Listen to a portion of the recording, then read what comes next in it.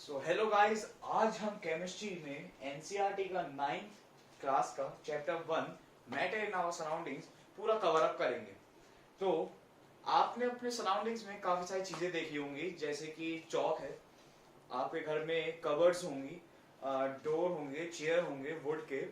तो आपने कभी सोचा उन सब की प्रॉपर्टीज अलग अलग क्यों हैं? प्रॉपर्टीज इन सेंस उन सब के टेक्सचर्स, साइज, मटेरियल, स्ट्रेंथ, ये सब अलग अलग क्यों है? जैसे कि पानी है, पानी दरवाजे जैसा क्यों नहीं है? ये चौक है, ये चौक वुड जैसा, मतलब वुड के जितना पावरफुल और स्ट्रेंथ क्यों नहीं है? ये सब डिफर करता है मैटर से। अब मैटर क्या होता है? मैटर कोई भी ऐसी मैटर किसी भी चीज में किसी भी चीज को फॉर्म करती है। जैसे कि ये चौक है, ये पूरा मैटर से बना है, मैटर ही चीजों को फॉर्म करती है। जैसे कि आपकी चेयर हो गई, वो पूरी मैटर है, उसकी प्रॉपर्टीज के चक्कर में, उसके प्रॉपर्टीज की वजह से आपकी चेयर वुड की प्रॉपर्टी ये है। उसी की वजह से सब मटेरियल्स की प्रॉपर्टी अलग अलग होती हैं, वुड की अलग, आयरन की अलग, चॉक की अलग, लाइमस्टोन। तो मैटर क्या होता है? Matter is anything that has mass and volume. Volume, in another words, you can say that it occupies space.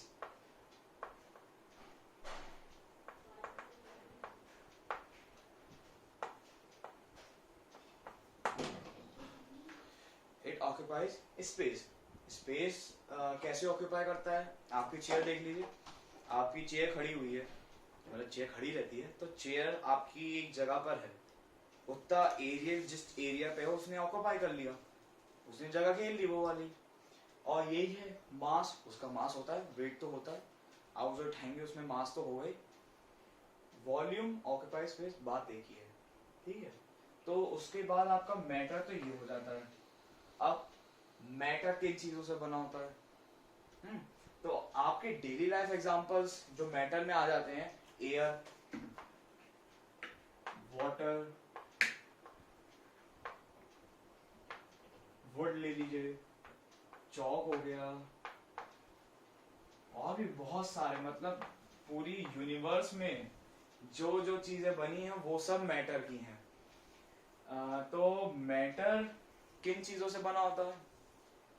तो इस पे भी काफी डिस्कशंस हुए थे बहुत पहले समय में। इंडियन फिलोसोफर्स थे, उन्होंने ये रिजल्ट निकाला कि मैटर 5 बेसिक एलिमेंट से बनी होती हैं, पंच तत्व जिसे हम हिंदी में कहते हैं। वो थी air, water, fire, sky and earth. ये 5 चीजें थी, ये सब मिला के पंचतंत्र जिसे कहते हैं, पंचतत्व, वो सब मिला के बनी है। ग्रीक फिलोसोफर्स थे, उन्होंने भी काफी रिसर्च करी, तो उनका भी जो रिजल्ट आया था वो भी इंडियन फिलोसोफर्स के रिजल्ट से सिमिलर था, मैच कर रहा था। तो फिर वो मान लिया गया था। खैर बाद में काफी सारे हुए थे।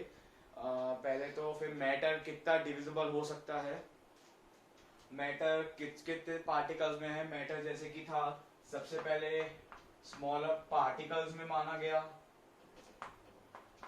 पार्टिकल्स आया, उसके बाद उससे आया मॉलिक्यूल्स, उसके बाद आया एटम्स। तो इस पे भी काफी डिस्कशन हुआ था। मॉलिक्यूल्स के बाद एटम आया, कोई प्रॉब्लम नहीं, वो तो खैर था एटम। ये करा था आपके जॉन डेल्टन ने।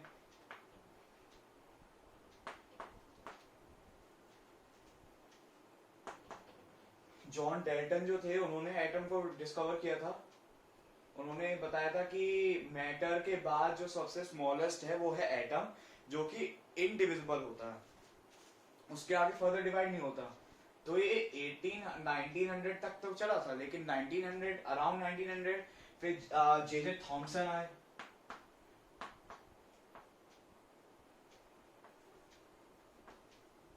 उन्होंने पूरे एटम का स्ट्रक्चर बना दिया था।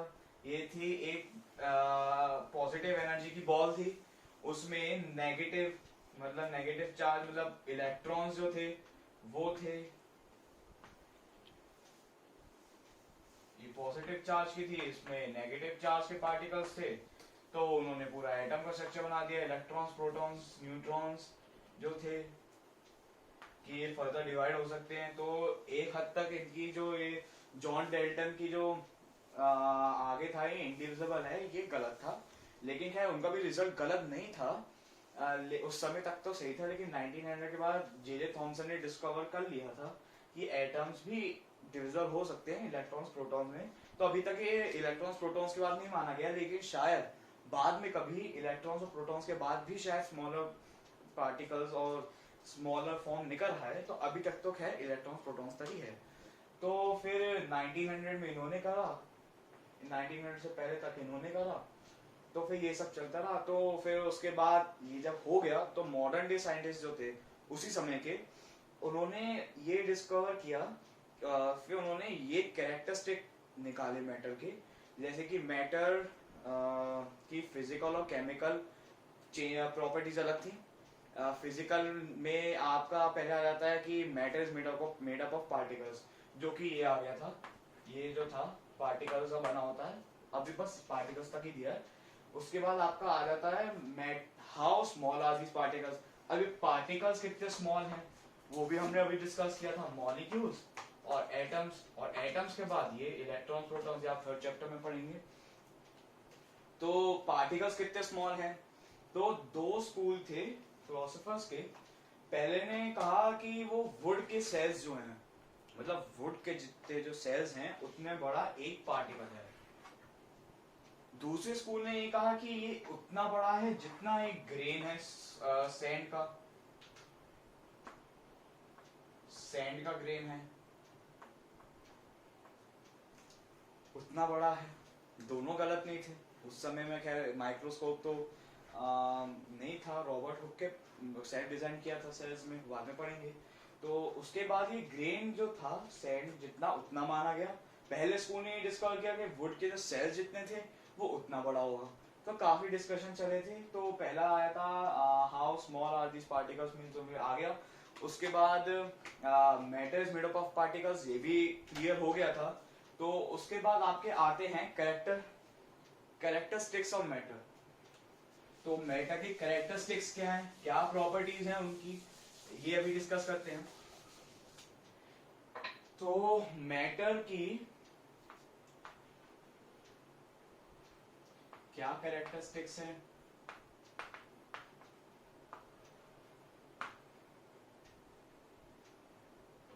सबसे पहले आती है पार्टिकल्स ऑफ मैटर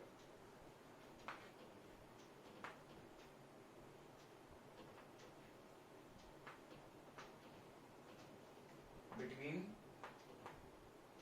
देम। ताकि पहली कैरेक्टरिस्टिक हो गई या प्रॉपर्टी हो गई मैटर की कि पार्टिकल्स और मैटर है स्पेस बिटवीन देम।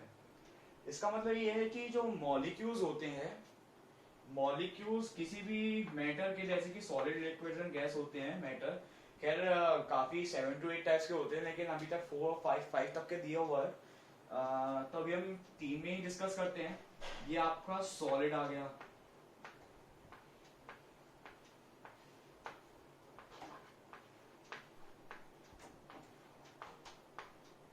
ये आपका सॉलिड आ गया।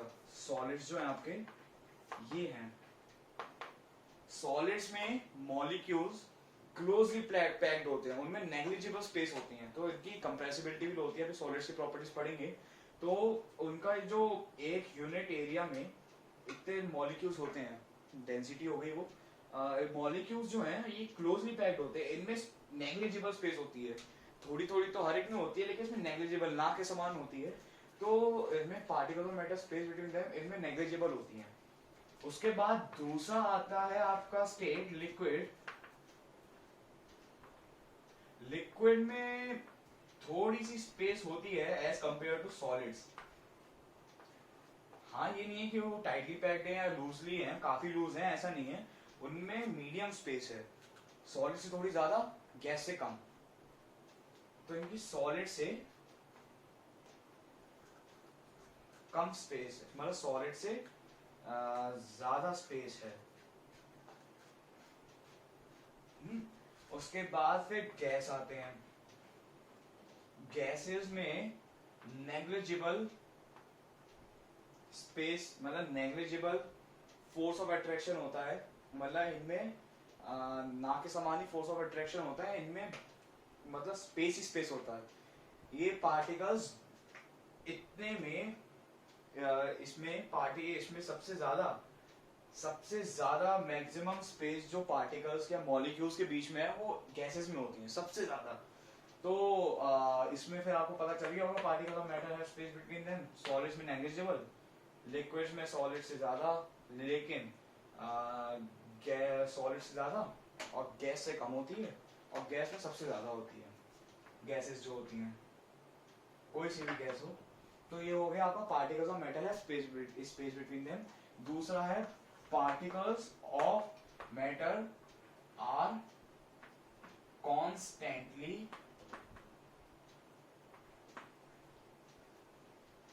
मूविंग। अब इसमें आ गया particles of matter are constantly moving. तो इसमें क्या है कि जो पार्टिकल्स होते हैं ये जैसे कि सॉलिड से हो गए, लिक्विड्स के हो गए, ये कॉन्टिन्यूअस है, मतलब लगातार मोशन में है। अब मोशन में है तो इसका मतलब होगा कि इनमें एक एनर्जी भी होगी, फिर इनमें एनर्जी भी कंजर्व रहती है पार्टिकल्स ऑफ मैटर में, जो कि कौन सी होती है, काइनेटिक एनर्जी। तो इनमें हमेशा एनर्जी रहती है तो वो कॉन्स्टेंटली मूव करते रहते हैं। अगर मूव नहीं कर रहे होते तो इनका डिफ्यूजन नहीं होता, डिफ्यूजन इसमें होता है पार्टिकल्स आर कॉन्स्टेंटली मूविंग। इसके दो फिनोमेना होते हैं जिससे प्रूव हो सकता है। सबसे पहला डिफ्यूजन,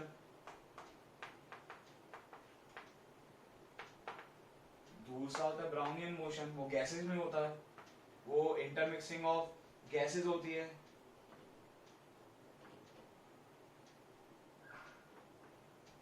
ये गैसेस से रिलेटेड होती है,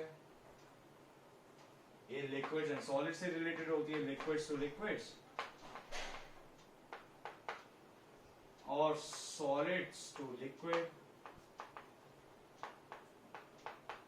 और इसे गैसेस में होती है ब्राउनियन मोशन। और डिफ्यूजन लिक्विड और सॉलिड्स में होती है। डिफ्यूजन क्या होता है, the intermixing of molecules of two different metals, जैसे कि लिक्विड एंड सॉलिड। ऐसे शुगर सॉल्यूशन हो गया, उसमें आपका जो शुगर क्रिस्टल्स होते हैं काफी माइन्यूट होते हैं लेकिन दिख जाते हैं। वो एक वाटर व्हीकल लिया, उसमें आपने शुगर हाफ फिल्ड है, उसमें आपने शुगर क्रिस्टल्स को डाल दिया, एक दो नहीं, थोड़ी 1 टीस्पून डाल दी। तो आप उसे स्टेयर मत कीजिएगा, आप उसे 10-15 मिनट 10 to 15 मिनट्स वहीं पे रहने दीजिएगा। तो आप देखेंगे जो आपके शुगर क्रिस्टल्स थे वो पूरी तरह वाटर में डिसॉल्व हो चुके होंगे। अब इसमें क्या हुआ होगा, वाटर में डिसॉल्व कैसे हुए, जैसे कि अभी थोड़े टाइम पहले डिस्कस किया था कि लिक्विड्स में थोड़ी सी स्पेस होती है, सॉलिड से ज्यादा होती है, सॉलिड में नेग्लिजिबल और लिक्विड्स में मीडियम होती है, ना ज्यादा ना कम। तो उनके में स्पेस जब होती है तो इतनी लगभग स्पेस होती है, तो उसमें क्या होते हैं, शुगर क्रिस्टल्स के जो मॉलिक्यूल्स होते हैं वो, जैसे कि ये मॉलिक्यूल्स हैं, ये या इसमें या क्रिस्टल्स ले लो, वो इसमें इन स्पेसेस को भर देते हैं। इन स्पेसेस जो होते हैं वाटर मॉलिक्यूल्स के बीच में, वो उसमें चले जाते हैं, तो पूरी स्पेस भर लेते हैं और फिर वो पूरी स्पेस भर के फिर शुगर सॉल्यूशन बना देते हैं। ठीक है, तो डिफ्यूजन जो होता है वो डायरेक्टली प्रोपोर्शनल होता है टेम्परेचर के। Diffusion is directly proportional to T, मतलब डिफ्यूजन का रेट जितना टेम्परेचर बढ़ेगा उतना डिफ्यूजन का रेट भी बढ़ेगा। टेम्परेचर, इसका एग्जांपल आप ये लीजिए, एक सैचुरेटेड सॉल्यूशन जो बनते हैं, जैसे कि शुगर सॉल्यूशन के सैचुरेटेड सॉल्यूशन बनते हैं, जैसे कि आपके कोल्ड ड्रिंक्स जो बनती हैं वो सैचुरेटेड सॉल्यूशन होती है शुगर की। 8 to 9 टीस्पून ऑफ वाटर वो शुगर होता है और डिसॉल्व किया जाता है 100 to 200 इतना समथिंग में। तो वो टेम्परेचर को पहले 1 टीस्पून डालते हैं, फिर 2 टीस्पून डालते हैं, फिर 2 के बाद थर्ड जब डालते हैं तो वो डिजॉल्व नहीं होती, टेम्परेचर में एट अ टेम्परेचर, तो टेम्परेचर को इंक्रीज करते हैं तो उनका डिफ्यूजन जो होता है, उनके अंदर काइनेटिक एनर्जी ज्यादा, काइनेटिक एनर्जी फॉर्म होती है, तो उनकी फिर स्पेसेस बनने लग जाते हैं। वाटर मॉलिक्यूल्स में हीटअप जब होता है तो स्पेसेस ज्यादा बनने लग जाते हैं, और फिर शुगर का भी डिफ्यूजन का रेट बढ़ जाता है, तो इनके में एनर्जी फिर तुरंत से जाकर इनके स्पेसेस में बैठ जाते हैं। जब इनके स्पेसेस इंक्रीज होते हैं तो इनकी जो वाटर मॉलिक्यूल्स के बीच की जो स्पेसेस होती है वो इंक्रीज होने लग जाती है। आपने कभी जली हुई चीनी देखी होगी, वो उसी का वो होता है। तो पानी में वाटर मॉलिक्यूल्स में स्पेस बनने लग जाता है जब काइनेटिक एनर्जी ज्यादा आती है, तो वाइब्रेट करने लग जाते हैं, तो उसमें वाइब्रेशन के चक्कर में तो यहाँ पर आपके स्पेसेस ज्यादा बनने लग जाती हैं, तो उसमें ज्यादा शुगर डिसॉल्व हो जाती है, जितना ज्यादा टेम्परेचर उतना ज्यादा शुगर, तो ऊपर से आपका ये गैस में भी कन्वर्ट नहीं होने देती। तो फिर ये आपका फिर सैचुरेटेड सॉल्यूशन बन जाता है डिफ्यूजन के द्वारा। ब्राउनियन मोशन में गैसेस डिसॉल्व हो जाती हैं, गैसेस एक दूसरे में फॉर्म हो जाती हैं। उसके बाद आपका दूसरा तो हो गया, तीसरे आते हैं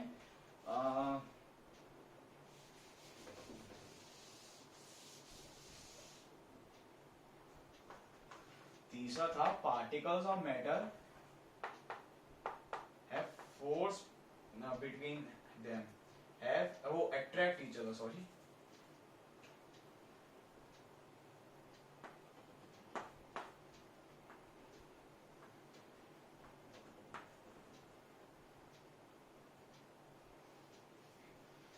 particles of matter attract each other. इसका मतलब ये है कि आप ऐसे डायरेक्टली फोर्स ऑफ अट्रैक्शन कह सकते हैं, particles of matter attract each other. आप इसे दूसरे फॉर्म में फोर्स ऑफ अट्रैक्शन भी कह सकते हैं। फोर्स ऑफ अट्रैक्शन दोनों आपस में कितना फोर्स ऑफ अट्रैक्शन, मतलब आप समझ जाइए, दोनों एक दूसरे को कितना पुल कर रहे हैं आपस में, अट्रैक्ट, जैसे नॉर्थ साउथ पोल अट्रैक्ट होते हैं मैग्नेट में, वैसे ही इनमें पार्टिकल्स एक दूसरे को अट्रैक्ट करते हैं। तो फोर्स ऑफ अट्रैक्शन में डिफरेंट डिफरेंट मैटर में अलग अलग होता है, जैसे कि सॉलिड्स में सबसे ज्यादा मैक्सिमम होता है, लिक्विड्स में मीडियम होता है, गैसेस में नेग्लिजिबल फोर्स ऑफ अट्रैक्शन होता है। तो ये जो स्ट्रक्चर होते हैं सॉलिड्स के, ये आपका आ गया सॉलिड्स के मॉलिक्यूल्स का अरेंजमेंट, ये आपका आ गया सॉलिड्स के मॉलिक्यूल्स का अरेंजमेंट। तो इसमें सबसे मैक्सिमम फोर्स ऑफ अट्रैक्शन होता है, फोर्स ऑफ अट्रैक्शन मैक्सिमम।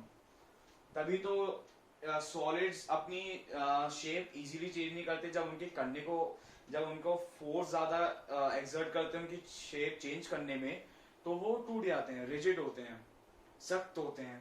जैसे कि आप ले लीजिए आयरन नेल टूटती तो नहीं है, लेकिन तब भी आयरन नेल सबसे मैक्सिमम तो नहीं, लेकिन हाँ सॉलिड सारे मैक्सिमम होते हैं। जैसे कि आइस क्यूब्स मत लीजिएगा, उसमें भली हाँ उसमें भी होते हैं, अगर आप फोर्स एक्सर्ट करके उन्हें ढीला करने की कोशिश करते हैं, शेप चेंज करने की कोशिश करते हैं, तो उसके टुकड़े टूट जाते, मतलब टुकड़े टुकड़े हो जाते हैं। आयरन नेल में सबसे ज्यादा फोर्स ऑफ अट्रैक्शन होता है सॉलिड में, नो डाउट। उसके बाद आपका लिक्विड्स का फोर्स ऑफ अट्रैक्शन आता है।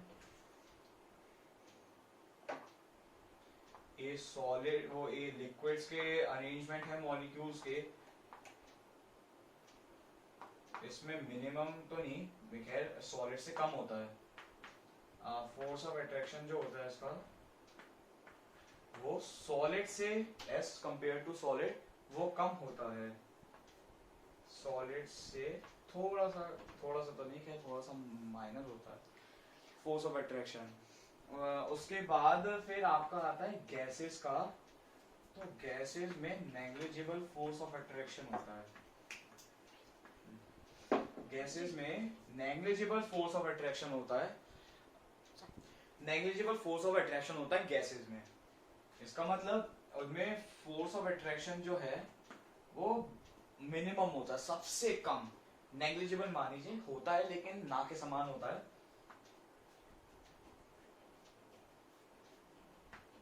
तो इसमें इन सबको ही देखते हैं, इनकी प्रॉपर्टीज भी आ जाती हैं, तो प्रॉपर्टीज पे भी हम बाद में बात करते हैं।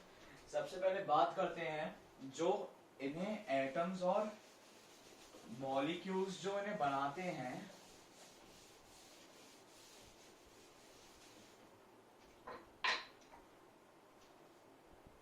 मैटर आ गया आपका सबसे ऊपर। मैटर किस किस से बना होता है, थोड़ी सी इंफॉर्मेशन दूंगा मैं, ज्यादा नहीं, फिर चैप्टर पे चलेंगे। फिर आपका ये पार्टिकल ऐसा मान लेते हैं, पार्टिकल, फिर पार्टिकल्स में आपका मॉलिक्यूल्स आ जाता है, फिर आपका एटम्स आ जाता है। अभी हम इसे एटम्स तक ही रहने देते हैं, इलेक्ट्रॉन्स प्रोटॉन्स और थर्ड चैप्टर में पढ़ेंगे। तो आपका मैटर, पार्टिकल, मॉलिक्यूल्स, एटम्स। तो सबसे पहले मैटर सबसे स्मॉलेस्ट फॉर्म होता है, ये हम कहते हैं। उसके बाद फिर डिविजिबल पार्टिकल्स मानते हैं हम, क्या कहते हैं पार्टिकल्स में, पार्टिकल्स मॉलिक्यूल्स के बने होते हैं। मॉलिक्यूल्स का अरेंजमेंट मैंने अभी आपको दिखाया था डिफरेंट डिफरेंट मैटर्स में। फिर मॉलिक्यूल्स के बाद एटम्स आते हैं। मॉलिक्यूल्स क्या होते हैं, मॉलिक्यूल्स एटम्स के कॉम्बिनेशन होते, मतलब कॉम्बिनेशन मतलब एक एटम्स का ग्रुप सिमिलर चीज का। जैसे कि आपने ले लिया आयरन है, उसमें आयरन के ही एटम्स होंगे, आयरन के एटम्स के कलेक्शन को हम एक मॉलिक्यूल कहेंगे। वैसे ही मॉलिक्यूल्स का अरेंजमेंट है। सबसे छोटा मैटर, सबसे छोटा एटम जो जिसका होता है वो हाइड्रोजन का होता है। सबसे स्मॉलेस्ट हाइड्रोजन का होता है। तो आपका अंदाजा लगाने के लिए, मतलब आपको बताने के लिए कि एटम्स कितने छोटे होते होंगे, मैं अभी आपको बताता हूँ। 1 मिनट जस्ट।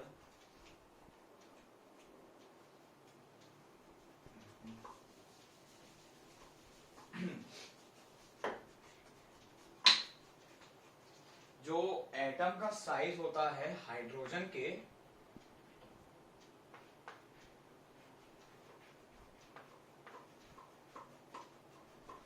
वो होता है 0.35 नैनोमीटर।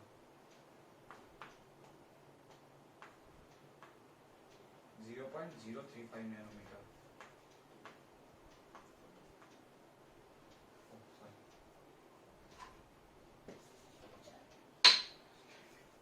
और 1 नैनोमीटर कितना होता है, मैं बताता हूँ। 1 नैनोमीटर आपका आ जाता है 9 into 10 raise to the power minus, sorry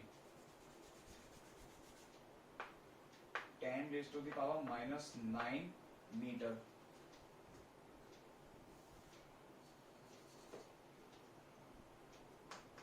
ये आपका आ जाता है नैनोमीटर, मतलब इसका ये आ गई 1/10 raise to the power 9 metre. ये आपका 1 नैनोमीटर है। तो ये होता है 0.035 नैनोमीटर एटम, हाइड्रोजन का एक एटम। ये इसका एटॉमिक साइज है। एटॉमिक साइज क्या होता है, जो ये आपका एटम आ गया, उसके सेंटर और उसके वन मतलब रेडियस, मतलब सेंटर से यहाँ तक का पूरा एटॉमिक साइज होता है। वो भी खैर मैटर नहीं करता, लेकिन खैर एटम का साइज बताने के लिए कि वो 1 नैनोमीटर भी नहीं होता, मतलब 1/10 -9 मीटर नहीं होता, तक नहीं होता हाइड्रोजन में। सबसे स्मॉलेस्ट एटम जिनके होते हैं हाइड्रोजन के। तो खैर एटम्स तो इलेक्ट्रॉन माइक्रोस्कोप से ही देखे जा सकते हैं, लेकिन इलेक्ट्रॉन वो स्पेसिफिक नेम जो है वो उसका उसका मैं बताता हूँ। STM एक न्यूक्लियर इलेक्ट्रॉन माइक्रोस्कोप है, सॉरी न्यूक्लियर क्या था, इलेक्ट्रॉन माइक्रोस्कोप है जिसका नाम है STM, शॉर्ट फॉर्म है। इलेक्ट्रॉन माइक्रोस्कोप का ही नाम है, जिसकी फुल फॉर्म है स्कैनिंग टनलिंग माइक्रोस्कोप।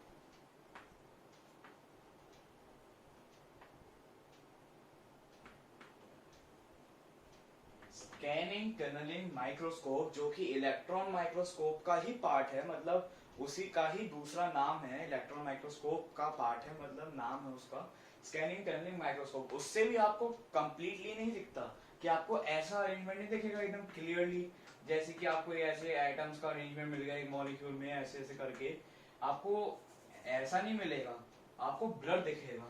जैसे कि आप जब किसी चीज को कुछ ज्यादा ही मैक्सिमम जूम करके जब देखते हैं आप किसी चीज को, जितना ब्लर दिखता है उससे ज्यादा ब्लर आपको एटम्स दिखते हैं।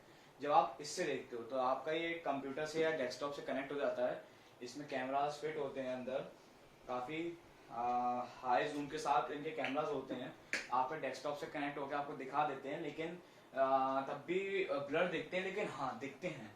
फ्यूचर में पता नहीं, फ्यूचर में आपको शायद से एटम के अंदर इलेक्ट्रॉन्स प्रोटॉन्स भी दिख सकते हैं। उस टाइम भी इम्पॉसिबल था एटम्स को देखना, इस समय भी इम्पॉसिबल लगता है, लेकिन बाद में शायद से हो सकता है। तो ये आपका आ गया था कि आपने अंदाजा लग ही गया होगा कि एटम्स कितने छोटे होते हैं। सबसे छोटे वाले का जिसके सबसे छोटे होते हैं।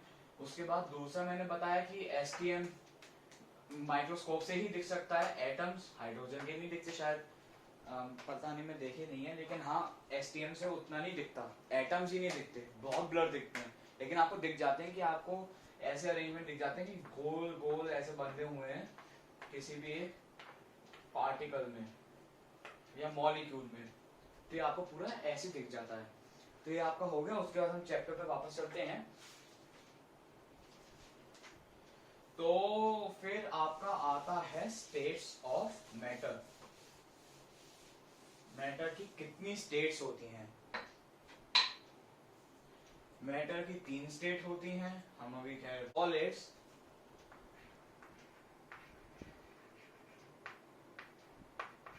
आप सॉलिड्स के एग्जांपल में आपने बहुत सारी चीजें देखी होंगी, जैसे कि आयरन, नेल, वुड, तो आप उनकी प्रॉपर्टीज भी डिफाइन शायद से कर सकते हैं। सबसे पहली प्रॉपर्टी, मैंने अभी कहा था कि प्रॉपर्टीज गैस करने के लिए कि क्या हो सकती हैं। सबसे पहले आपका फोर्स ऑफ अट्रैक्शन, कॉमन सी बात है, अभी इतना बस बताया था। पहले इनका फोर्स ऑफ अट्रैक्शन जो होता है वो हाईएस्ट होता है, मैक्सिमम होता है, हाईएस्ट भी नहीं, मैक्सिमम। हाईएस्ट तो क्या है, प्रॉपर वर्ड नहीं है, मैक्सिमम होता है। और क्या प्रॉपर्टीज हो सकती हैं?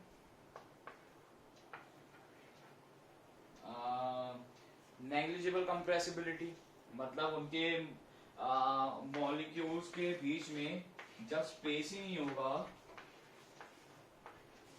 इतने बड़े नहीं होते वैसे मॉलिक्यूल, मैंने ज्यादा बड़े बना दिए, इनके बीच में स्पेस होता ही नहीं है, नेग्लिजिबल होता है, इतनी इतनी तो होती है, खैर नेग्लिजिबल होता है, तो वो कंप्रेस, मतलब कंप्रेस तभी होगा जब उनके बीच में स्पेस होगी। अब जब इनके बीच में स्पेस ही नहीं है तो कंप्रेसिबिलिटी भी नहीं है, मतलब negligible space and negligible compressibility. तो मिनिमम कंप्रेसिबिलिटी या कंप्रेसिबिलिटी नेग्लिजिबल के बराबर हो तो उन्हें रिजिड कहते हैं। तो solids are rigid, so solids are rigid। चलिए अब ये भी अब और देखते हैं। फोर्स ऑफ अट्रैक्शन मैक्सिमम हो गया, सॉलिड्स आर रिजिड हो गया। अब इनके बीच में स्पेस भी कम है, रिजिड है तो जाहिर सी बात है इनके में वो इनके पार्टिकल्स में बीच में स्पेस भी नहीं है। अब फिर सॉलिड्स की आगे की प्रॉपर्टीज में आते हैं।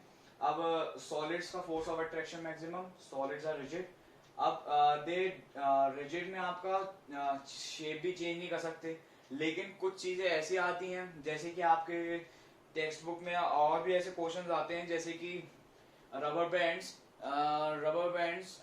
स्ट्रेच हो जाते हैं, ठीक है। तो रबर बैंड स्ट्रेच क्यों हो जाते हैं? उनके अंदर इलास्टिसिटी, मतलब वो इलास्टिसिटी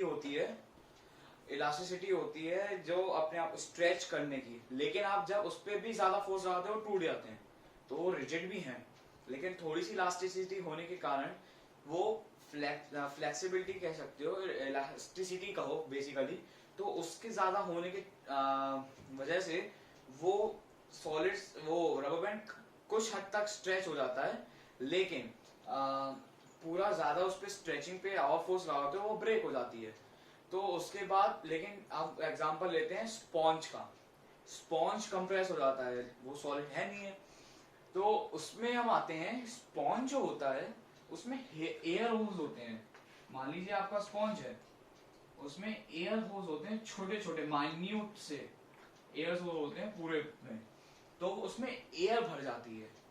तो जब आप उसे कंप्रेस करते हैं तो उसकी एयर निकल जाती है, तो उससे ज्यादा कंप्रेस करेंगे तो कंप्रेस नहीं होता है। अगर पूरी हवा उसकी एयर जो अंदर है उसकी ट्रैप, अगर उसे पूरा कंप्रेस करके निकाल देंगे उसके बाद आप कंप्रेस करेंगे तो कंप्रेस नहीं होगा। तो वो तो एयर होस होने के चक्कर में आपका वो स्पॉन्ज आ जाता है। और रबर बैंड के केस में उनकी इलास्टिसिटी ज्यादा होने के कारण स्ट्रेच होती है, लेकिन आप उसमें ज्यादा फोर्स लगाओगे, अप्लाई करोगे तो वो टूट जाएंगी। तो वो रिजिड के एग्जांपल हैं। दूसरा ये कहते हैं सॉलिड की एक और प्रॉपर्टी आ जाती है इसमें। तीसरा जो अभी एग्जांपल देता हूँ शुगर वाला, कि शुगर सॉलिड है लेकिन वो कंटेनर का शेप क्यों ले लेती है, मतलब आप जिस कंटेनर में डालते हो उसका शेप ले लेती है। ऐसा इसलिए है क्योंकि जो सॉलिड्स, वो जो शुगर का जो पार्टिकल्स हैं, आप उसके मॉलिक्यूल्स जो हैं या उसका एक क्रिस्टल जो है वो काफी छोटा है as compare to these solids. वो उतना ही छोटा है, वो उसे आप कुछ नहीं कर सकते। आप उसे चेंज करोगे शेप, अगर उस पर आप कुछ हल्का सा कुछ फोर्स अप्लाई करोगे किसी चीज से या हाथ से तो वो टूट जाता है। अगर हाथ से करते हो तो आपके हाथ पे लग जाती है, लेकिन अगर आप किसी हैमर वगैरह से उसे मार के आपको लगता है कि वो कंप्रेस होके वो शेप चेंज कर लेगी तो वो नहीं कर पाएगा। तो वो टूट जाएगा, आप ये ब्रेक हो जाएगा। मतलब ये रिजिड है, एक क्रिस्टल है। आप बहुत सारे क्रिस्टल्स को मिला के आप ये कहते हैं कि वो क्रिस्टल का शेप ले लेते हैं, मतलब कंटेनर का शेप ले लेते हैं। लेकिन आप उसके पर्टिकुलर एक सिंगल उसका क्रिस्टल तो रिजिड, वो सॉलिड की सारी प्रॉपर्टी फॉलो करता है। तो इसमें एक ये आता है, इसमें एक और प्रॉपर्टी आ जाती है कि सॉलिड्स फ्लूइड्स नहीं होते। फ्लूइडिटी नहीं है। फ्लूइडिटी इन सेंस,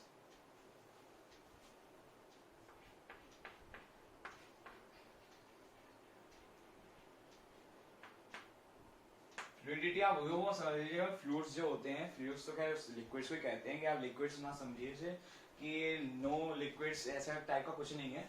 फ्लूइडिटी वो होती है जो जो मैटर टेंडेंसी रखता है फ्लो करने की, जो फ्लो करने की टेंडेंसी रखते हैं जो मैटर, उन्हें हम फ्लूइडिटी कहते हैं, फ्लूइड्स कहते हैं। उस प्रॉपर्टी को फ्लूइडिटी कहते हैं। तो सॉलिड्स में फ्लूइडिटी नहीं होती है। ठीक है, तो अभी थर्ड पॉइंट ऐसे ही रख दीजिए, ऐसे समझ लीजिए। तो इसके बाद हमारा आता है लिक्विड्स। और हाँ, इसकी मेन चीज रह गई, इनकी डेफिनेट शेप एंड वॉल्यूम होती है। रिजिड में आ गया, वो शेप उनकी वही रहती है, उनकी जो शेप है वो वही रहती है, डेफिनेट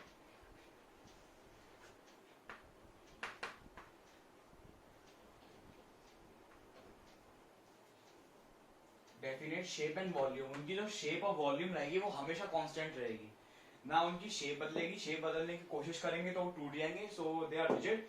एंड वॉल्यूम उनकी हमेशा सेम रहती है। तो ये थी प्रॉपर्टीज उसकी सॉलिड्स की। अब हम आते हैं लिक्विड्स पे।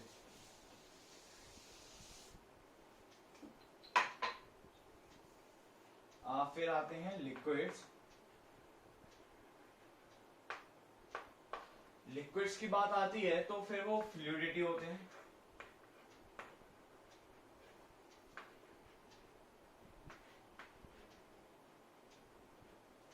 उनकी कोई फिक्स शेप नहीं होती,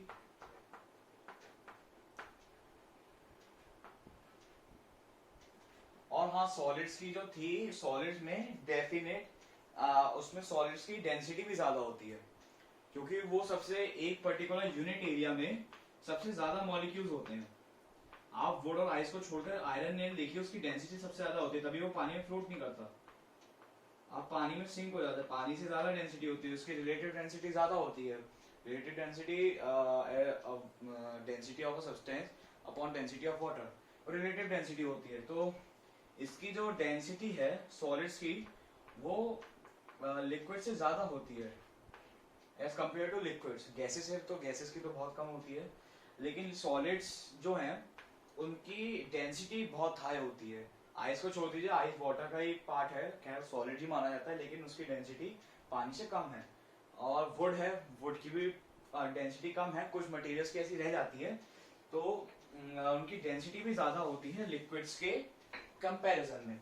तो लिक्विड्स में आ गया they are fluids, no fix shape but fix volume. आप इसे एक पॉइंट में लिख सकते हैं।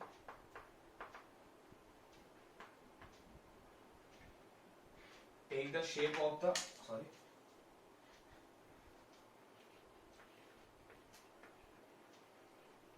Take the shape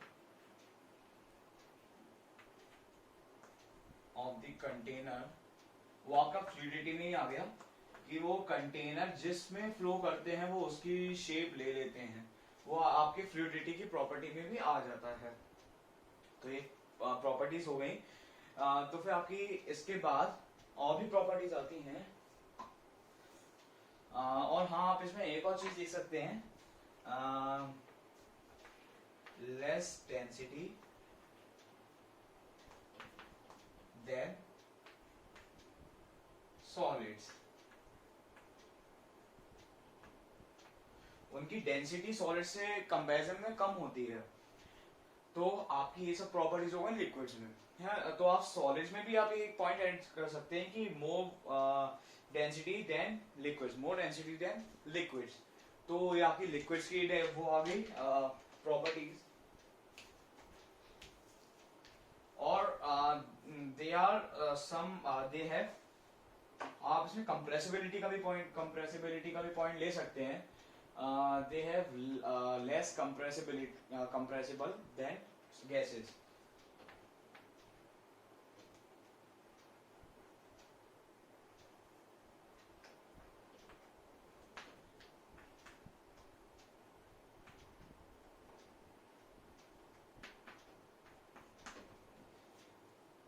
O sorry, liquids नहीं, गैसेस।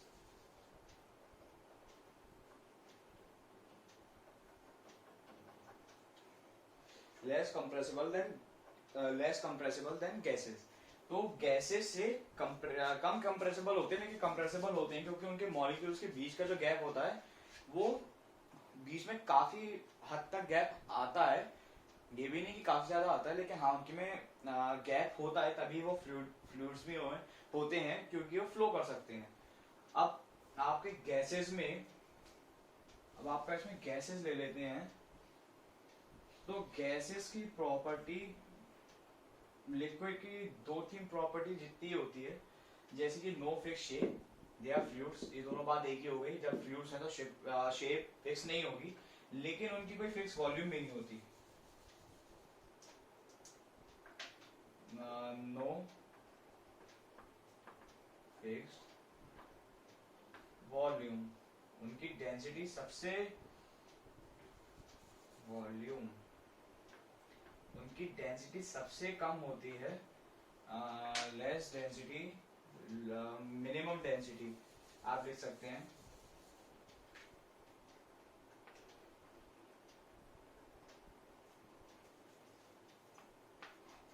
डेंसिटी लेस कंप्रेसिबल, ये हाईली कंप्रेसिबल होते हैं।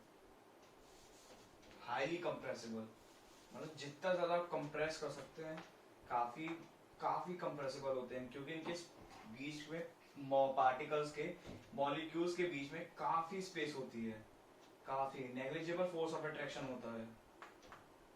आप इसमें लिख सकते हैं negligible force of attraction, no fix volume. और आप इधर 7th पॉइंट में भी लिख सकते हैं नेग्लिजिबल फोर्स ऑफ अट्रैक्शन। भले पॉइंट्स के मीनिंग सेम हो, लेकिन आपके वर्ड्स अलग हो सकते हैं। जैसे कि नेग्लिजिबल फोर्स ऑफ अट्रैक्शन हो गया, तो आपके वर्ड डिफर होने में भी काफी हेल्प करता है। Negligible force of attraction, force of attraction.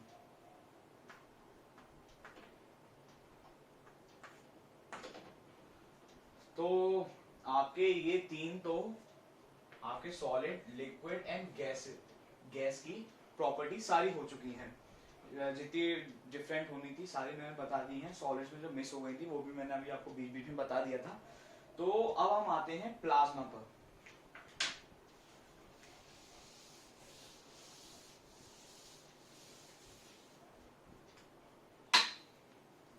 So plasma पर आते हैं। तो प्लाज्मा क्या होता है? प्लाज्मा अगर हम देखें तो फिर वो एक टाइप की गैस ही होती है, लेकिन वो एक एटॉमिक गैस होती है जिसमें सबसे ज्यादा चार्ज होता है। एक बहुत ज्यादा चार्ज होता है इसमें प्लाज्मा में।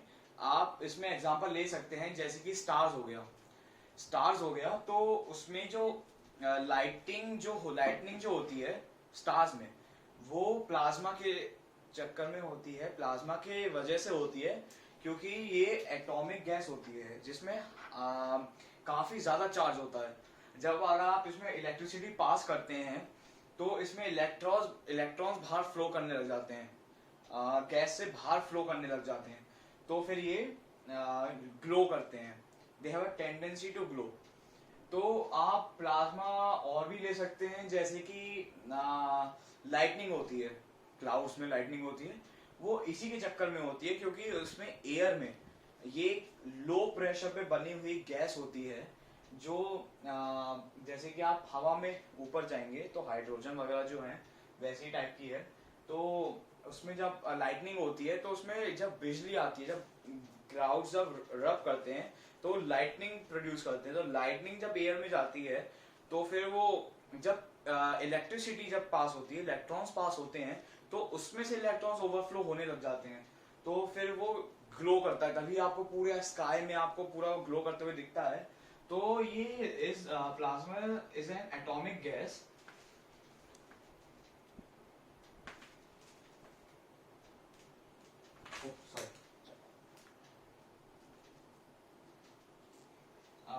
Plasma is an atomic gas which has a tendency to glow, which has a tendency to glow, which has a tendency to glow. They are highly charged.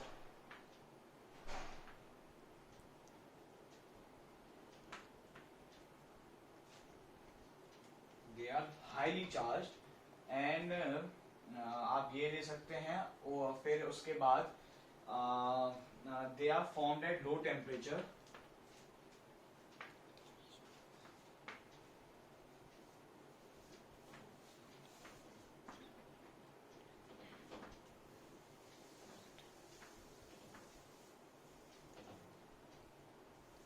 They are formed at low temperature. तो आपका ये पहला point ये हो गया, दूसरा ये हो गया, तीसरा ये हो गया।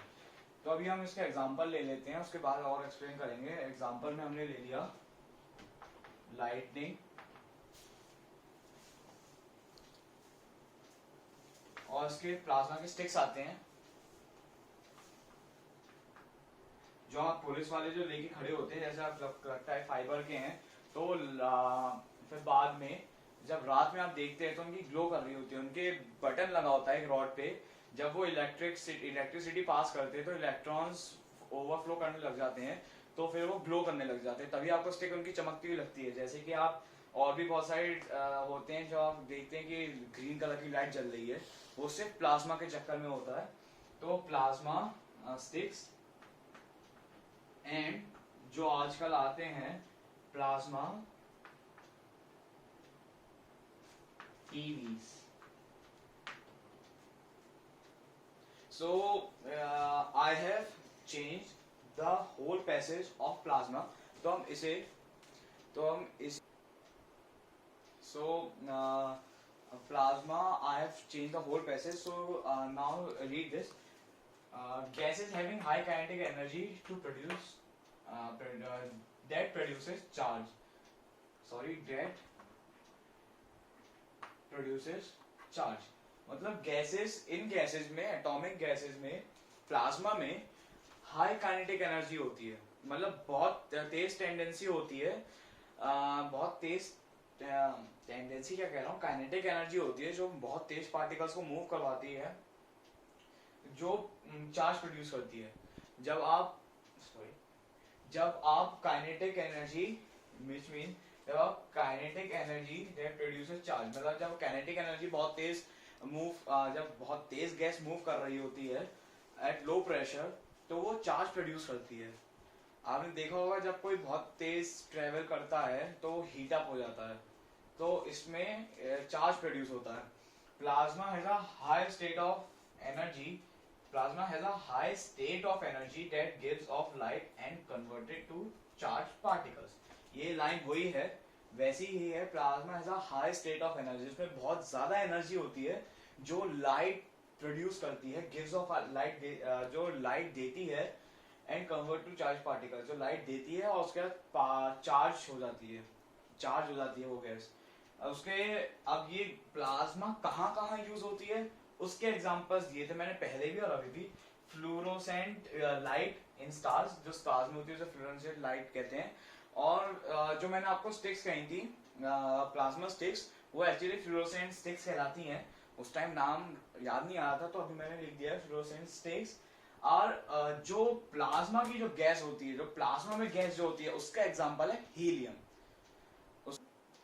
सो अब हमने सॉलिड भी पढ़ लिया, लिक्विड भी पढ़ लिया, गैस भी पढ़ लिया और प्लाज्मा भी पढ़ लिया कि प्लाज्मा क्या होता है। अब हम आते हैं बीईसी, बोस आइंस्टीन कंडेंसेट। इसका आपको सिर्फ अभी इंट्रोडक्शन दिया गया है कि ये होता क्या है। इसकी एक्चुअली फुल फॉर्म है Bose Einstein condensate.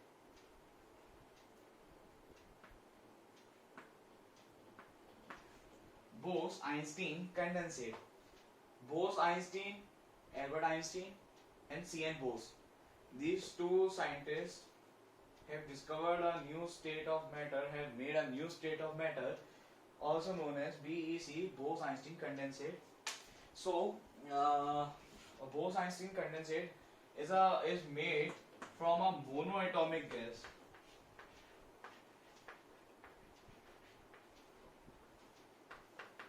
Monoatomic gas which was made at a super saturated solution। जो monoatomic gas थी उसे super saturated solution बनाया गया। a super saturated solution का भी super मतलब उसके भी ऊपर का, super मतलब सबसे बड़ा, सबसे ऊपर टॉप लेवल का।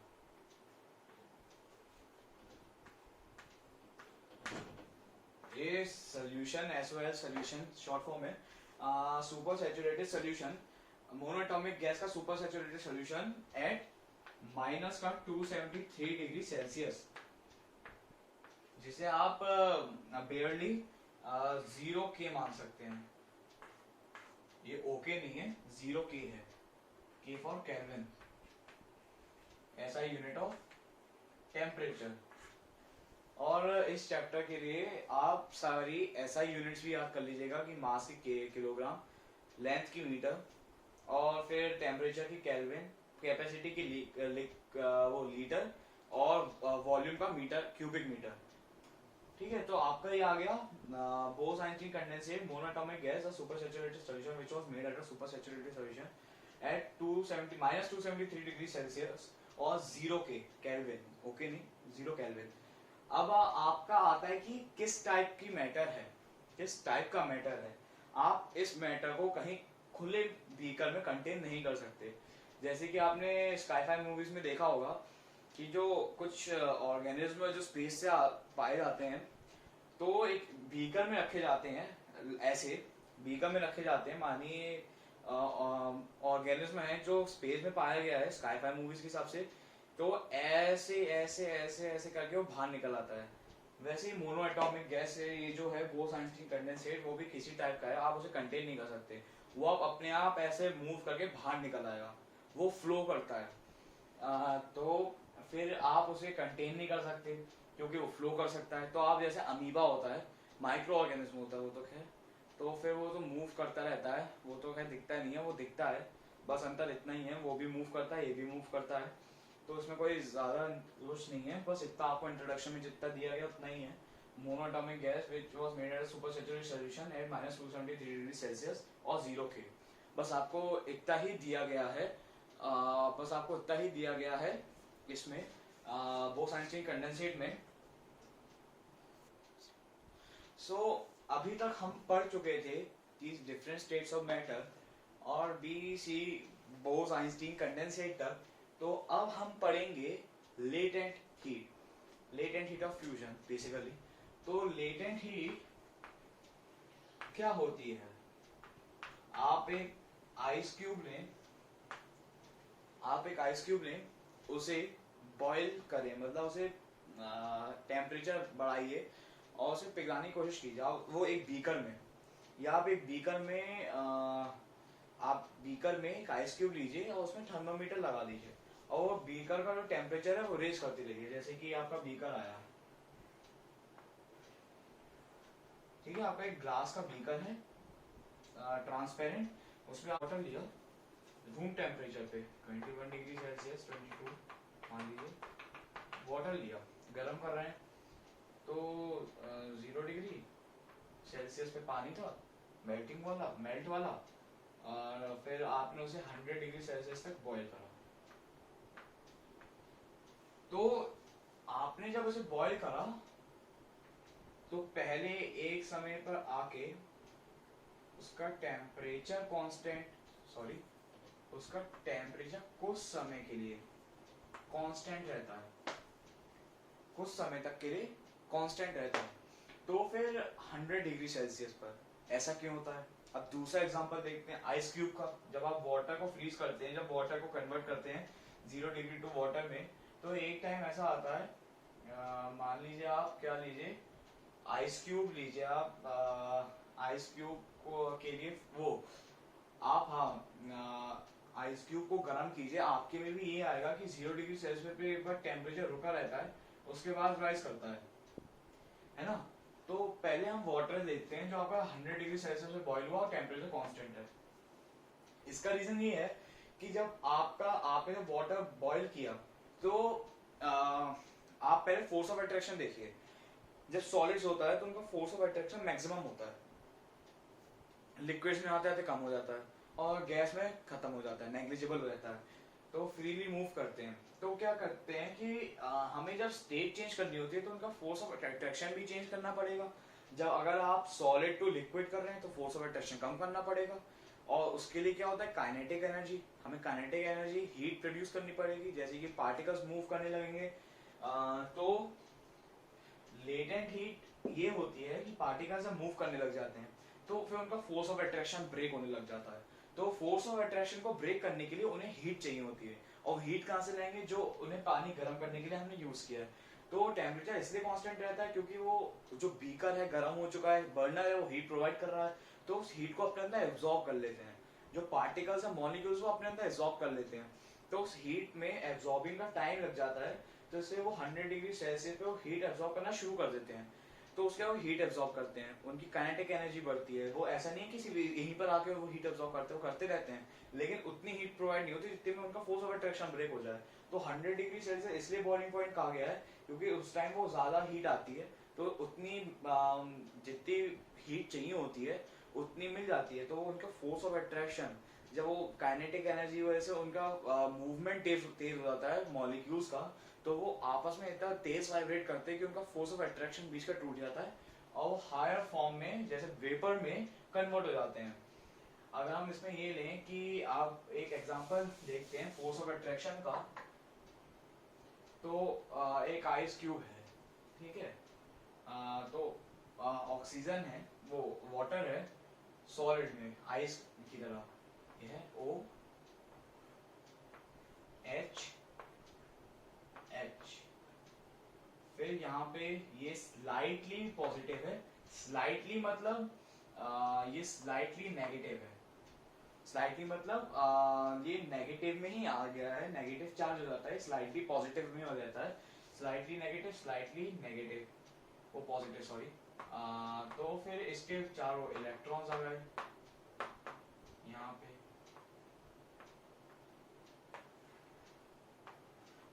S negative, okay. तो ये सॉलिड का मैं दिखा रहा हूँ,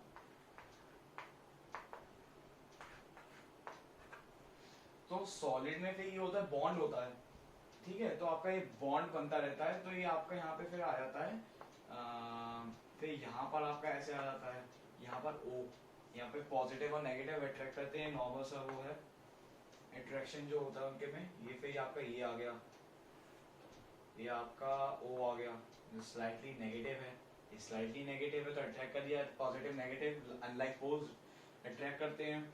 उसके बाद फिर आपका ये आ गया हाइड्रोजन हाइड्रोजन हाइड्रोजन, उसके बाद दोनों को मिला के फिर ऑक्सीजन, फिर यहाँ पे हाइड्रोजन, इसका हाइड्रोजन ये आ गया, ये स्लाइटली पॉजिटिव, ये स्लाइटली पॉजिटिव, स्लाइटली पॉजिटिव, ये स्लाइटली पॉजिटिव, ये स्लाइटली नेगेटिव। अब फिर ये हाइड्रोजन वाला आ गया, तो हाइड्रोजन में ऑक्सीजन का बॉन्ड हो गया, फिर यहाँ पे इसके बॉन्ड आ जाते हैं इससे, ऑक्सीजन हाइड्रोजन हाइड्रोजन, उसके बाद इसके आ गए हाइड्रोजन हाइड्रोजन, और इसके आ गए ऑक्सीजन से हाइड्रोजन जुड़ा, और हाइड्रोजन से ऑक्सीजन जुड़ा, उसके हाइड्रोजन हाइड्रोजन, ये बॉन्ड बनता रहता है, ये बॉन्ड बना रहता है। ये फोर्स ऑफ अट्रैक्शन जो मॉलिक्यूल्स का बीच का है वो ये है रियल में फॉर्मूला के थ्रू है, ये जो कि ये स्लाइटली पॉजिटिव, ये स्लाइटली पॉजिटिव, ये स्लाइटली पॉजिटिव, ये स्लाइटली पॉजिटिव, ये स्लाइटली पॉजिटिव, ये स्लाइटली पॉजिटिव, ये स्लाइटली नेगेटिव, ये स्लाइटली नेगेटिव, ये स्लाइटली नेगेटिव। ठीक है, तो ये आपका हो गया। ये इसके हमने चारों ओर इलेक्ट्रॉन बना दिए,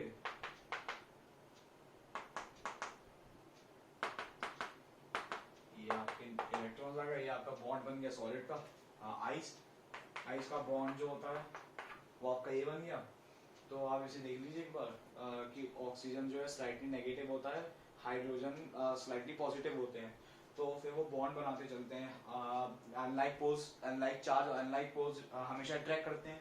तो S plus S minus, positive negative, hydrogen oxygen, तो ऑक्सीजन जोड़ा, ऑक्सीजन के दो पार्ट आ गए, H2O जो होता है, तो हाइड्रोजन के दो पार्ट, S प्लस, एक H से O जुड़ा, एक H से O जुड़ा, उसका एक H से O जुड़ा, उसका O से H बॉन्ड भी होते हैं, H, उसके बाद फिर उसका स्लाइटली पॉजिटिव, ऐसे करते करते पूरा बॉन्ड बनता रहता है।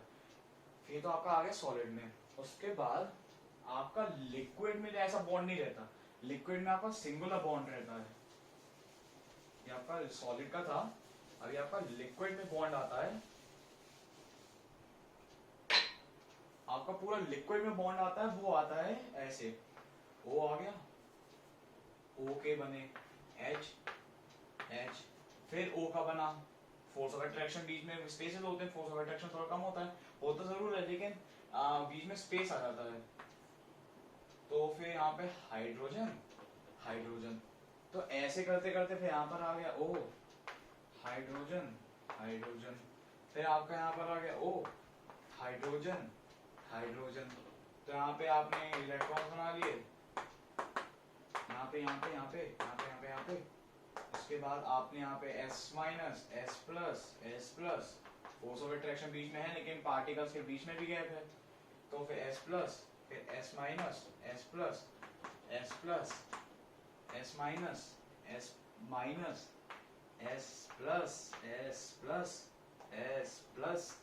प्लस, ये आपका ऐसे पूरा बॉन्ड बन गया। ये आपका लिक्विड्स में हो गया, लिक्विड का वाटर में हो गया। अब आपको जब फोर्स ऑफ, अब आपने, मैंने लेटेंट हीट ऑफ फ्यूजन बताया था, लेटेंट हीट ऑफ फ्यूजन वही होता है जब आपकी हीट ये जो वाटर है, जैसे कि हमने वाटर लिया तो 100 डिग्री सेल्सियस पे इसका बॉइलिंग पॉइंट हो जाता है। तो 100 डिग्री सेल्सियस का बॉइलिंग पॉइंट इसलिए होता है क्योंकि 100 डिग्री सेल्सियस से उसको जितनी हीट चाहिए होती है, नेसेसरी हीट जो होती है, जितनी उसे चाहिए होती है, वो वहाँ इसमें इस टेम्परेचर मिलनी शुरू हो जाती है। तो इस टेम्परेचर में वो हीट एब्जॉर्ब करने लग जाता है अपनी सराउंडिंग से। तो हीट एब्जॉर्ब करने में भी टाइम लगता है कि फोर्स ऑफ अट्रैक्शन ब्रेक करने के लिए। अब वो हीट क्या करेगा, इन सभी काइनेटिक एनर्जी बढ़ा देगा, ये इधर जाएगा, फिर इधर आएगा, ये वाइब्रेट करने लग जाएंगे, एक इधर, ये भी ऐसे करेगा। तो उनका फोर्स जो होगा बीच में इन दोनों के, वो कभी बढ़ेगा, कभी घटेगा, बढ़ेगा, ऐसे करते करते वो ब्रेक हो जाते हैं फोर्स ऑफ अट्रैक्शन एकदम।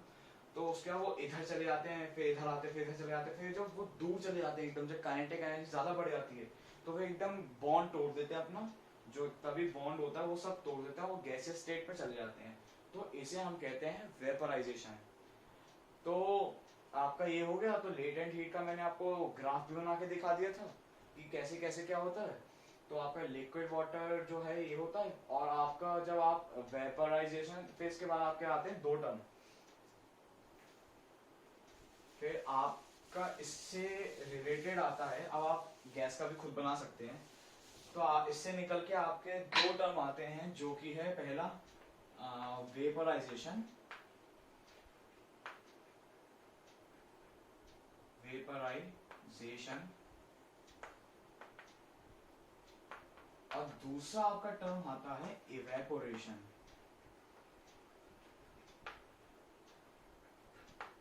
तो अब इनमें क्या अंतर है भाई? अब देखो, ये वेपराइजेशन, इवेपोरेशन। वेपराइजेशन क्या होता है? वो vaporisation the changing of liquid state to gaseous state. Evaporation में भी वही होता है, लिक्विड टू गैस होता है, लेकिन ये बॉइलिंग इफेक्ट में होता है, ये कूलिंग इफेक्ट करता है। मतलब ये बॉयल होता है तब होता है, ये रूम टेम्परेचर पे ही इवेपोरेट कर, जो गैस टू वाटर, वो लिक्विड टू गैस में चले जाते हैं, वो रूम टेम्परेचर पे होता है, उसे इवेपोरेशन कहते हैं। ये बॉइलिंग पर रिजल्ट आता है।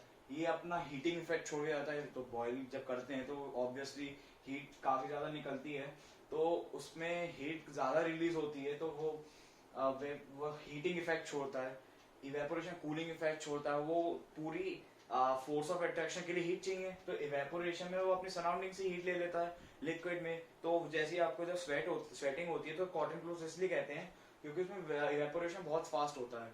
वो पूरा एक साइड से ही एब्जॉर्ब करना शुरू कर लेता है वाटर एनर्जी, पूरी हीट। तो वो कॉटन में अपने आप ही ट्रांसफर होते होते उसके पास पहुंच जाती है, और वाटर को इनफ एनर्जी मिल जाती है to break the force of attraction. जब फोर्स ऑफ अट्रैक्शन हो जाता है, टूट जाता है, तो आपके वो वेपर्स, फिर आपके वो स्वेटिंग होती है, फिर आपका वो सब गायब हो जाता है, स्वेट जो होता है। आपके जाड़ों में, जब विंटर सीजन में जब आप खेल कर आते हैं, तो आपके पीछे से स्मोक निकल रहा होता है, तो इसलिए होता है, आपको हीट भी फील होती है पीछे। आपका वो इवेपोरेशन हो रहा होता है। पहले तो स्टार्टिंग में तो हीट लगेगी, क्योंकि आपकी बॉडी में ज्यादा हीट हो रही है, तो वो वाटर जो है वो स्वेट पूरी हीट एनर्जी को कलेक्ट करके अपने अंदर एब्जॉर्ब करके उस फोर्स ऑफ अट्रैक्शन को तोड़ के फिर गैस में बन जाता है, वेपर बन जाता है, तो फिर वो इवेपोरेट होने लग जाता है। फिर ये इसी चक्कर में बाद में आपको ठंडा भी लगता है। तो वेपराइजेशन कॉजेस हीटिंग इफेक्ट,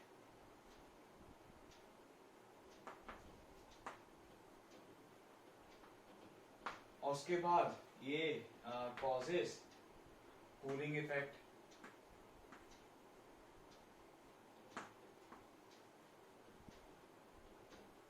ये आ गया हीटिंग इफेक्ट, कूलिंग इफेक्ट। उसके बाद आपका इवेपराइजेशन में cause due to boiling,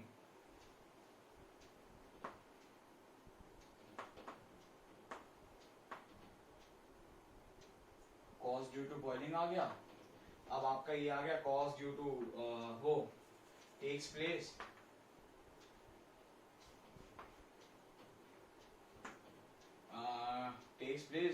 eight room temperature.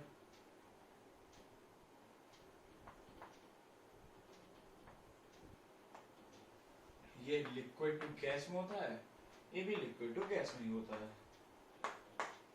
तो आपका ये आ गया वेपराइजेशन, इवेपोरेशन, आपका लेटेंट हीट भी हो गया। अब आते हैं कि अब ऐसी कौन सी, अब आपका पहले एक फ्लो चार्ट दिखाता हूं मैं, जो कि थोड़ा सा इम्पोर्टेंट होता है इस चैप्टर के लिए।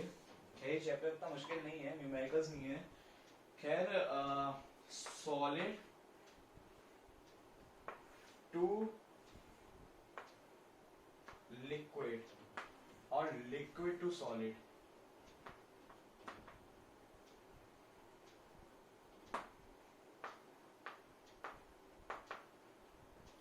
रुकेगा। तो फिर सॉलिड टू लिक्विड ये हीट में होता है, ये कूलिंग में होता है। यहाँ सब्सटेंस को कूल करते हैं तो सॉलिड, हीट करते हैं तो लिक्विड।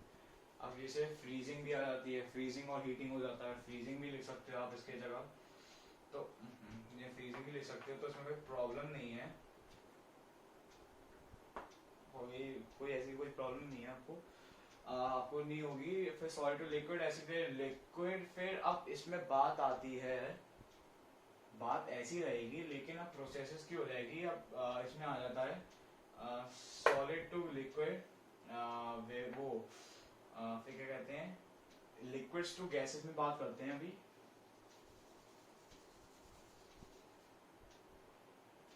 तो इसमें अपोजिट हो जाएगा एरो।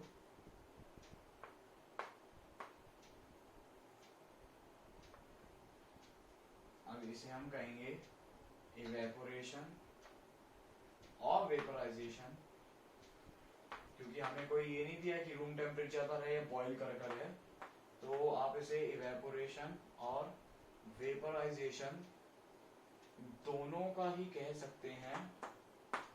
अब इसे हम कहेंगे कंडेंसेशन।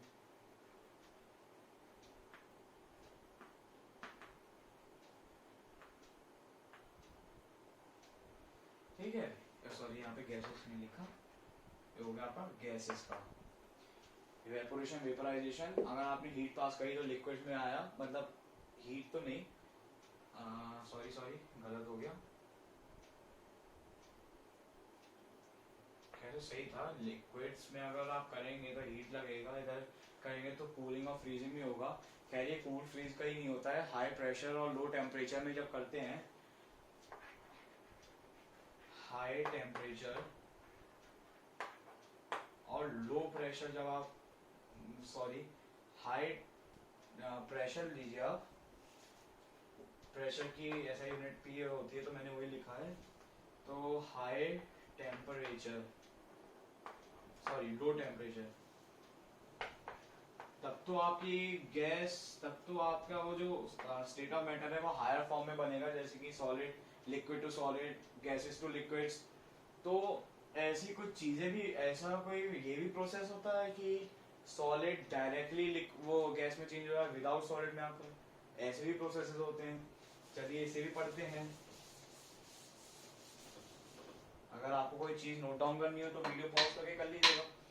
तो फिर हम आते हैं गैसेस को लिक्विड्स, सॉलिड्स टू लिक्विड्स का डायरेक्ट कैसे होता है, उस प्रोसेस को क्या कहते हैं।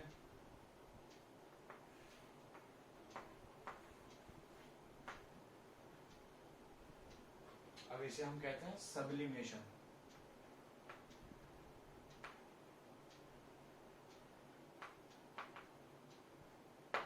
सब्लिमेशन, आपने कभी कैम्फर सुना है? कपूर, कैम्फर, फिर आप पेट्रोल ले लीजिए, डीजल, थिनर, थिनर तो काफी अच्छा होता है। आप कैम्फर या नेफ्थलीन बॉल्स ले लीजिए,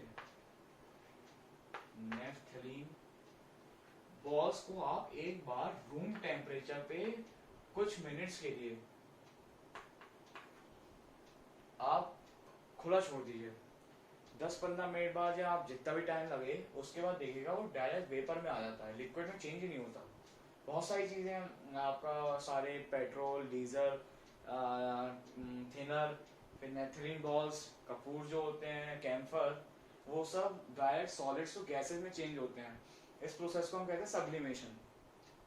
सब्लिमेशन में लिक्विड स्टेट को स्किप करके हम कर सकते हैं, और हम कुछ गैसेस को डायरेक्टली तो नहीं, बीच में लिक्विड है, खैर गैसेस भी डायरेक्टली सॉलिड्स में चेंज हो जाती हैं विदाउट लिक्विड में आके। Solid carbon dioxide, solid carbon dioxide ले लीजिए, ड्राई आइस जो होती है वो डायरेक्ट गैसेस टू सॉलिड में आप ले सकते हैं। अगर उसमें एक एटमॉस्फेयर का भी गैप आया, एक एटमॉस्फेरिक जो एटमॉस्फेरिक प्रेशर होता है उसमें भी अगर एक एटमॉस्फेयर कम आया, मतलब ड्राई आइस जो सॉलिड कार्बन डाइऑक्साइड होती है, डायरेक्ट सॉलिड CO2, अगर उसमें एक एटमॉस्फेयर का भी आया गैप, एक एटमॉस्फेयर भी गैप, एक एटमॉस्फेयर भी नीचे गिरा एटमॉस्फेरिक प्रेशर, तो डायरेक्ट गैस में फॉर्म हो जाती है, और इसे हाई टेम्परेचर, हाई प्रेशर और लो टेम्परेचर पे स्टोर करा जाता है। तो ये तो आपका आ गया वो प्रोसेसेस जो होते हैं। अब इवेपोरेशन भी हो गया। इवेपोरेशन के कुछ क्वेश्चंस होते हैं, जैसे कि आप वो अर्थिंग पॉट में अगर आप जब वो रखते हैं वाटर, तो कूल क्यों हो जाता है, उसमें पानी क्यों स्टोर होता है, मतलब ठंडा क्यों होता है। तो उसमें क्या होता है कि जो गर्म पानी होता है, वो कोल्ड वाटर, जो पानी नॉर्मल होता है, वो पूरे वाटर की हीट में, पूरे उसकी अर्थिंग पॉट की हीट को एब्जॉर्ब कर लेता है, ठीक है, और वो सरफेस पे रहता है, बिलो द, मतलब एकदम सरफेस पे रहता है। तो उसके बाद वो सरफेस पे रहकर पूरा हीट एब्जॉर्ब कर लेता है, उससे कुछ वाटर उसमें से इवेपोरेट भी हो जाता है। तो यही इसका कॉज इवेपोरेशन ही है, सरफेस में से सारी हीट ले लेता है, उसके बाद जितना वाटर को जितनी हीट मिल जाती है, जितने अमाउंट ऑफ हीट होती है, वो अगर थोड़ी जितने वॉल्यूम पानी को अगर वो फोर्स ऑफ अट्रैक्शन ब्रेक करने के लिए मिल जाता है तो तब इवेपोरेट हो जाता है। बाकी बचा हुआ पानी वैसे ही ठंडा रह जाता है क्योंकि कूलिंग इफेक्ट करता है। तो आपका ये वाला क्वेश्चन भी हो गया। अब उसके बाद आपका फिर एक सिलेबस से बाहर का चीज है कि कितनी एनर्जी लगती है किसी भी वाटर के टेम्परेचर के राइज के ऊपर।